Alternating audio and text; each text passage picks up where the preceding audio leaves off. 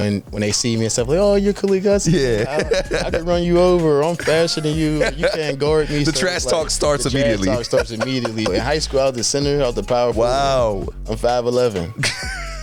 Because you was a dog. About to throwing some throwing bows, you know what I mean? We became sponsored by Jordan. Oh, yeah. So they laid the kicks out for you when you pulled up? And then right after that, all these other people around the world started doing like trick catches, backflips, catching two hands. People got whole careers off of that now, yeah. I'm like, I'm like, I peep it for real, yeah. You the trendsetter. Yeah, I'm the trendsetter for real. What's up, Commanders family? This is Brian Colbert Jr., and this is the Next Man Up podcast, where we talk to your favorite Commanders players, not so much about X and O's, more about the man behind the helmet. And our next man up is no other than my guy, Khaleke Hudson. Khaleke, how you doing today, brother? I'm doing good. How about yourself? Oh, man, I'm doing good. I appreciate you, man. I know the season's dwindling down. I know you guys are busy, so we appreciate you jumping on with us and, kicking it for a little bit. No problem, man. Yeah, man.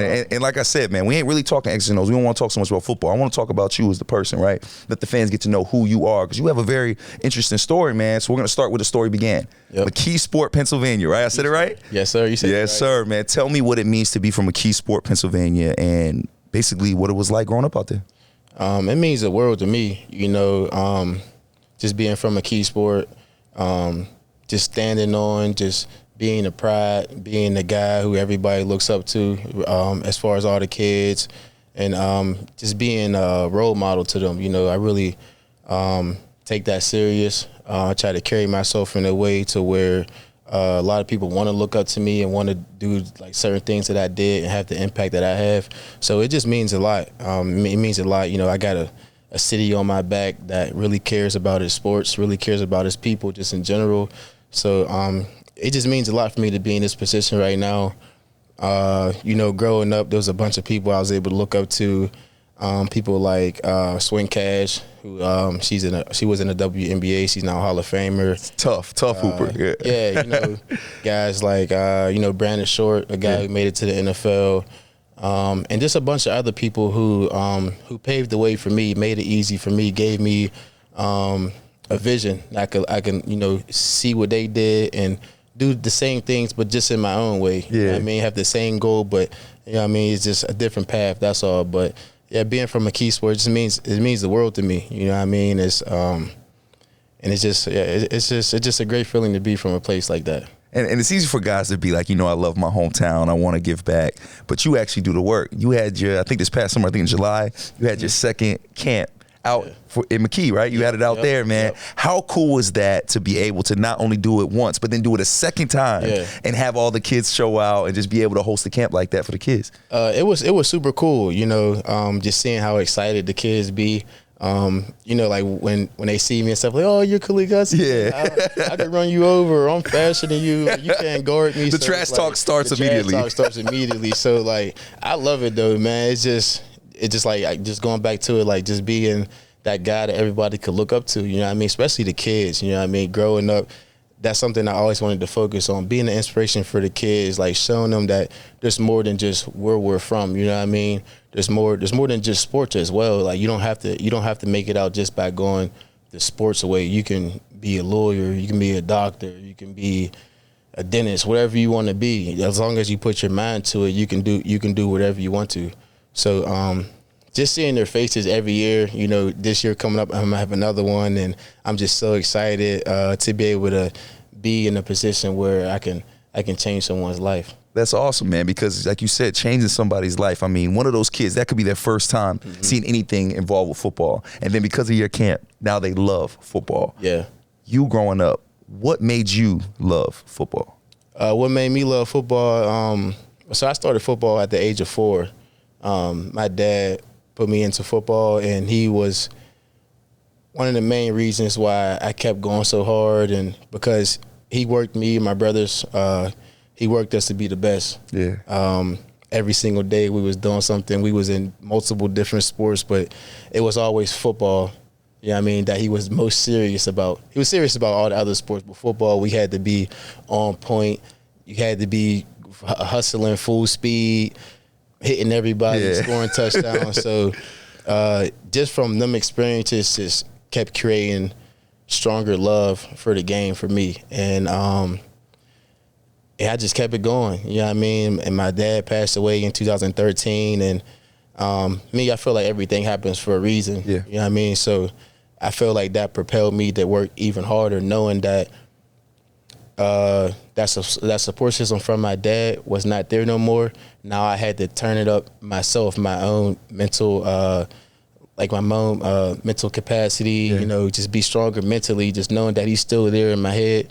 So I got to carry on what he wanted me to do. I got to carry on this task of keeping my grades up in school, doing the right thing all the time, being a good son, being the best player on the field. You know what I mean? So I had to work on doing that without him being there. And it was kind of a struggle at first. But as I kept going, and, you know, there's certain things that happen when you learn from certain situations that happen, you know, might get in trouble here and there, but like, okay, I know I can't do that, or I got to do this better. So that's why I say everything happens for a reason. I feel like it was just a test from God. You know what I mean? It's like your dad was always there telling you what to do, making sure you was always doing everything you're supposed to be doing. Right. And, you know, he got taken away. So that was kind of a challenge on me. Like, I'm going to see if you still keep doing what you're supposed to be doing, even though that guy's not there no more. So it's like, it was hard. Yeah. It was very hard. But like I said, everything happens for a reason, and it got me to this where I am now. And still to this day, I live by everything that my dad taught me. Yeah. Everything that I've seen with him taking care of our family, taking care of my siblings, and just being the man he's supposed to be for the family overall. I was just soaking all that in and try to integrate it into my own life so I could be that person for my family. Yeah, and, you know, everywhere you go, man, everything you do, the way you carry yourself on the field, off the field, man, he's with you everywhere, man. So I want to first say sorry to hear that, man. I'm really sorry you lost your father. You said he was taken away from you, man. Do you mind explaining what happened back in 2013? Yeah, it was gun violence. Yeah. You know, he was just in the wrong place at the wrong time, and, you know, gun violence. Yeah. I'm sorry to hear that, man. And talk about how hard that is, right? Man, 2013, that's 10 years ago. Yeah. You were a very young man. I think you were, still in high school? Yep, going to 10th grade. Going into 10th grade, man. Yep. Those are very primitive years, man. Those are years when a young man probably needs his father the most. How did you get through that? How did you get through that? Because there's a lot of people going through things. There's people going through things right now that are dealing with battles, man, and trying to just see the other side, see the light at the end of the tunnel. How did you get through that and become the man you are now?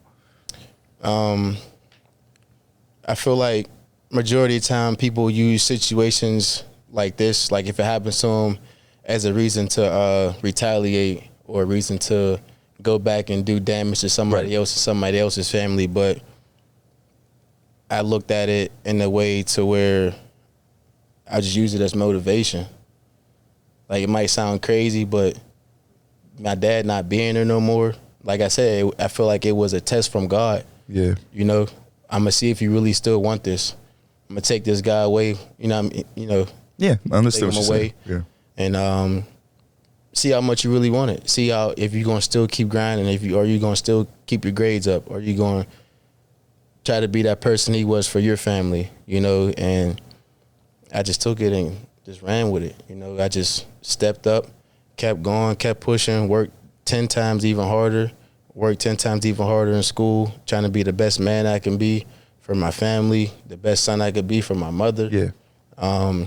And just kept pushing and just kept using this motivation, kept saying, my dad's still with me. Yeah. My dad's still with me. Like, he'll be proud of me right now. And I got to keep going to make him happy, make my family happy. So that's what I'll say. I use this situation as motivation. Was there times when that confidence wavered, where, you know, your pops told you, hey, this is what you can do. This is what you can do in life if you just stay focused. But now you're on your own, essentially, right? You don't have him there. Did you have times when you were like, man, I can't do this football thing no more? It reminds me too much. Did you have those moments? Nah, I never had them moments because I knew, I always knew what I was capable of. Always knew my true potential and what I was able to do on the field, just in general. You know, just from the things that he taught me. Yeah. You know, the drills that we went over every day, and we kept going over it, going to the field while it's thunderstorming outside. Me and my two brothers were still working. So it's like, going through all that, it molded in my head, and that's just how I am now. Like, no one's gonna outwork me. I'm going to try to be the hardest worker on the field all the time. No matter what I do, I don't even got to be on the field. It could be in my regular life. I'm trying to be the hardest worker. And I want to be that guy for, you know, my family, my personal family now, because now I have a baby. She's 7 Congrats months to you, old. brother. Congrats. Yeah. So for my personal family, my family in general, and just be that guy that he was, you know? Yeah, man. And you not only, you know, take care of your own family, but you're looking out for others as well. Mm-hmm. We had a My Cause, My Cleats not too long ago, and you decided to have something about gun violence on your cleats to represent that. Why was that an important message to get across, and how have you tried your best to help others not go through what you and your family went through? That's very important for me because, like I told you, I lost my dad through gun violence, but I lost multiple friends, like a lot of friends through gun violence, like over 20 more. Just I don't even know. It's that's what I'm saying. Being from Mkeesasport, like it got its ups and it also has its downs. Like I remember probably like 3-4 years ago, it was like ranked like the top 5 most dangerous cities in the U.S. Wow. So there's a lot of stuff you got to deal with, a lot of stuff you got to keep pushing through. Like I said, I lost a lot of people, a lot of family, a lot of friends from gun violence. So that's a heavy feeling in my heart, you know? Yeah, for sure. And I just want to, and what I try to do is I try to preach the word to, you know, stay out the streets and do what's right. Like I said, it don't have to be through football. It could be through any avenue. It could, like I said, doctor, dentist, whatever you want to do, you can do it. If you don't want to go down this path to where, you know, you're walking around with guns and stuff like that, or you're just around bad energy, the bad environments like that, because nothing good happens out of being around things like that. So I try to push it every day when I'm talking to my friends, when I'm talking to the youth back at home, talking to grown-ups back at home. I try to always push for peace, you know what I mean, for peace and positivity, you know, because I know how I feel to lose someone very close to you because of gun violence. So I try to spread that so no one else has to feel that same pain that I felt. Was feeling that pain, going through those things, losing so many people, was that part of the reason why you decided to head over to Michigan for college? Because a lot of the guys we talked to us a little bit before the show started, and I asked you, I'm like, most guys that we talk to here, they stay close to home. Yeah. They don't want to go nowhere. I don't know how many Virginia Tech people we've talked to on this team, but you decided to go very far from home and go to Michigan. What went into that decision, and did it have anything to do with the things you were trying to leave behind back in PA? I'll say it had a little bit. I'll say a little bit, but really, I wanted to get away from home, but also be close enough to where my family could still come to the games. And it really came down to Penn State or Michigan. And Penn State, there was a couple of things that happened with the coaching staff and me, and that wasn't really feeling. But towards the end of my senior year, that love for Penn State started to come back a little bit. But when I went up to Michigan on my visit, it was a wrap. Yeah, it was a wrap. It was over. Coach Harbaugh I was his first recruiting class. That was his second year at Michigan. We just had changed over. We became sponsored by Jordan. Oh, yeah. So they laid the kicks out for you when you pulled up? Yeah, I mean, and also with that, the schooling and the education from a college like Michigan is like, you know, can't beat that for real. Can't beat it. And yeah, I mean, that's how I made my decision. I wanted to go far away, but stay close enough to where my family could still support and be there for me. It seemed like you made the right decision, man. And before we move forward through college, man, there's actually something that happened. I think it happened in like 2015. We do our research here at Next Man Up, you know what I'm saying? So I saw this video of you like jumping over a brother that looked like he was like 6'5", 6'6", and you just like vertical jump over him and then do like the crazy one-hand snag, right? Do you remember what I'm talking about? Yeah, I remember that. Yeah. Man, talk to me about what's going through your mind in that video, and did you know it was going to make the impact on your life at the time when you made it? No, I did not know, and it's crazy because I still stand on this today. In 2015, I did that, and then right after that, all these other people around the world started doing like trick catches, backflips, catching two hands. People got whole careers off of that now. Yeah, I'm like, you know, I'm like, I peep it for real. Yeah, you the trendsetter. Yeah, I'm the trendsetter for real. But Yeah, I remember that moment, man. That's crazy, and I did not know it was gonna go viral like that. Yeah. Cause me doing, I'm like, this ain't nothing. I've been doing this since I was a kid. Just I mean, it looks crazy. We're gonna show it like right now. It looks nuts what you're doing, because brother looked like he was pretty big, man. Yeah. And you're not a little guy either. So like to just be bouncing like that, and then to catch the pass, it's pretty impressive. Yeah, I don't know if I got that bounce like that no more. That was a couple years ago, but I still give you a little something. Yeah, man. Well, clearly you are a superb athlete, and clearly worked out for you in Michigan, man. You get drafted in the 5th round by Washington. Take us back to that day, man, and that moment. I love hearing these stories. Where were you at? What was you doing when you got that call, when you got drafted, man, to bring us back there? Yeah, so I was back in Pittsburgh, and it was during COVID, so I couldn't have the event that I really wanted to have with all my That's people. tough, man. That's tough. Yeah, I really had something set up. I wanted to do something in my hometown to where, like, literally everybody came and was, like, behind me, like, literally damn near the whole city. Yeah. And I was, wait for a phone call and stuff like that, but COVID had messed it up. But I had, like, a Airbnb, had some close family there. And that day was kind of like, all the days, so I knew I wasn't gonna go the first day, but the second day or the third day was like really nerve wracking. Yeah, I'm sure. You're just waiting, Yeah, waiting. Then somebody random might call, like, "Yo, what are you doing?" Like, leave my phone alone. Yeah. So, but I got called on the third day, by Washington, and it was probably still to this day the best feeling ever, the best phone call I've ever had in my life. Wow.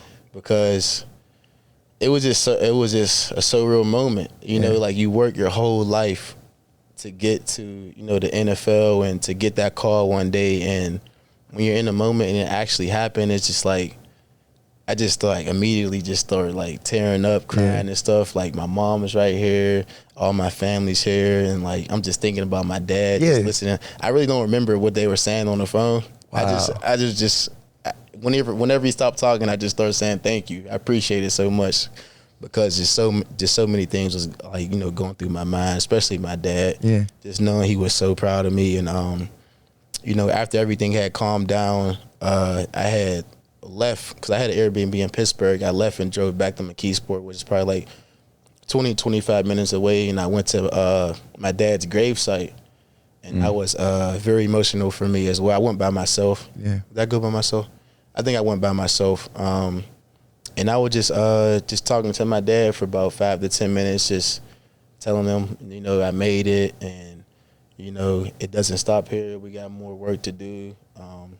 Trying to be the best player and just do what I can, And like I said, that was just one of the greatest moments for me, just the phone call, going to my dad's gravesite, my family being there, being able to experience that moment with me.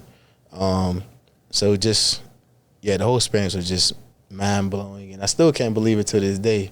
But yeah.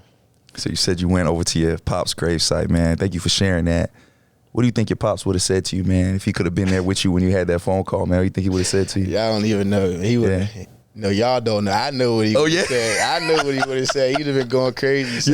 He would have been saying some funny stuff, but he would have just been proud, man. He'd just been so happy. He'd have been saying some funny stuff. Man, that is so cool, man, just to see the way you light up thinking about your dad, man. And, I know you lost a lot of time, man, but I have no doubt, man, he's been watching you do your thing, man. And, it's been a long career for you in the NFL, man, which is year 4 for you now. Yeah, year 4. And year 4 has been a lot different than the first 3 years. First 3 years, it was a lot of prove it. It was a lot of, I belong here. How has year 4 been different for you in your own words? For me personally, I feel like the way I think about it is, like, I don't want to prove nobody wrong. I just want to prove myself right. You know what I mean? Yeah. I know my capabilities, and I know what I can do on the field. I'm confident in myself. But it's like this 4th year there's been a lot of ups and downs. Earlier in the season I wasn't playing as much, but later in the season I've been getting more opportunity and being able to get a chance to show what I can do. So I'm just grateful, because I remember last year, going into my 3rd year, I got cut at the end of camp, and that was probably the lowest I've ever felt in my life. Wow. That was probably the lowest I ever felt in my life. I was kind of like questioning, was I good enough, which is crazy, because a lot of things is just flying around in your head when you get cut. It's like, did I do something wrong? Yeah. Did they not see something? So it was hard, but I felt like that situation propelled me into the next part of my life. It showed me a part of myself I never knew that was there. You know, my whole career always been one of the best on the team, if not the best on the team. I always been playing, you know, I never been off the field. Like, I always been on the team, you know. And both sides of the ball in high school, both sides of the ball. So when that happened, it's just like, whoa. Like, it was like a shock to me. Like, this don't feel right. Like, that day I cried, I smiled, I laughed. I had every emotion. Wow. Every emotion you could think of. And yeah, last year, my third year is probably one of the hardest years of my life. Wow. Just overall, you know, just dealing with that and trying to find myself again. You know, like I said, like, I was questioning, was I good enough? Because like I told you, in any and everything that I do, I'm going to work as hard as I can, no matter what. Practice, walk through, I'm going to be focused. I'm going laser focused. I'm going to do what I got to do. And when you feel like you've done that, but then you still fall short, it's kind of like, it's deflating. Yeah, it's deflating. Yeah. It really is deflating. But I'm so glad that it happened, though. I needed that to happen. Like, I needed to find myself, you know, in a situation like that. I needed to have that feeling of being at the bottom and knowing that feel like. So then, you know, it just helped me propel and just keep pushing and pushing, going even harder. Now I'm going 10 times harder. Yeah. And it got me to this moment now, to where now I'm getting a couple opportunities to be able to show what I can do. And I'm happy the way I've been playing, but, you know, there's still more to go. Like, I ain't showed nothing yet. There's still more to go. So I truly feel that way, and that's just what it is right now. And in hindsight, you know, it's a little easier to be like, man, I'm glad I went through that. I'm glad I went through that hard time. Because during the hard times, it's very hard to see, like you said, that light at the end of the tunnel. There's a young man from Mkeesasport, Mkeesasport, Pennsylvania, right now watching this, that maybe will go through that as well. Maybe you'll go through a time when he's not at the top of the roster. You know, how did you get through that and make it to this point, man? What got you through what you said was the hardest time of your life? I leaned on the people who was closest to me, because when it happened, my communication with a lot of people kind of disappeared, you know. And not because I wasn't playing, they didn't want to call me or anything no more. Like, I kind of like stepped back, and I'm like, all right, let me find myself. Like, I'm in a situation now, no one's here to help me. How can I get myself out of the situation? And it always come back to working hard. Just hard work's undefeated. Yes. I said it after my third year when I started one game, the last game of the season versus Dallas. Yeah. And I received the game ball, and I was able to say something to the team, and the only thing I said was hard work is undefeated. Amen. I truly that. feel that way. You know what I mean? And that's what I did. Just kept working, kept my head down, control what I was able to control. And like I said, it got me to the situation I'm at now. And there was a lot of other things I was doing. I was doing some I was talking to therapists, you know, to help me with my mental, you know, just keep going, stay on track, and don't lose focus on what the task at hand is. And but I feel like the main thing was just going hard on the field. Yeah. You know, just going hard, and then eventually the opportunity will come. Yeah. You know, because hard work's undefeated. And you definitely go hard on that field, man. It has been fun watching you do your thing, brother. I could talk to you all day long, but I don't want to keep you too long because we do have one more game left on the season. Yes, sir. And it is a rivalry game against the Dallas Cowboys. That's your ISO cam right there, brother. I want you to look into that camera right now and talk directly to Commanders fans and let them know why they need to show up and show out at FedEx Field for our final game of this regular season. For sure. Y'all got to show up and show out. You know, it's the last dance, last game of the season, and there's going to be a lot of guys out there getting huge opportunities, and we need y'all there to be able to support us, support the team, and so we come out with this victory. Hey, Khaleke, man, I cannot wait to see what you do, not only this Sunday, man, but for the rest of your career, brother. It's been a pleasure getting to know you. I appreciate your candidness, man. I know some of those things aren't really easy to talk about, but, man, you don't know how many people you're helping by sharing your stories, Khaleke. So thank you so much. Commanders family, this is the Next Man Up podcast. I'm Brian Colbert Jr., and I'm honored to be sitting next to Khaleke Hudson. Brother, congrats on all your success so far, man. I know you have a lot more coming. Yes, sir. Appreciate your time, Thanks bro. for having me on. Thank you, man. Yes, sir.